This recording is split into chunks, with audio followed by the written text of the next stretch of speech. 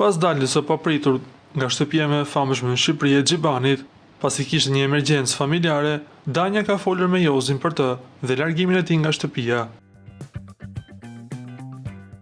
Ditët e fundit, Danja ka pasur debate të ashpra dhe të njëpasnjëshme me Xhibanin, ku ky i fundit i ka ofenduar shumë rënd. Ajo ka deklaruar ditën e djeshme se nuk e fal Xhibanin, pasi askush nuk e ka ofenduar në atë mënyrë dhe në atë grad që sipas saj Xhibani e ka bërë. I thash, inshallah bëhet më mirë babai dhe kaq. Për ta falur nuk e fal Xhibanin. O për lojo, ku di unë disa gjëra nuk thuhen. Le të më gjykoj gjithë dynjaja, le të më thon shtrig. Kur nuk më ka ofenduar njëri në atë grad, edhe pa i bërë asgjë. Nervat e atij do i haj kjo detektivja e shtëpisë.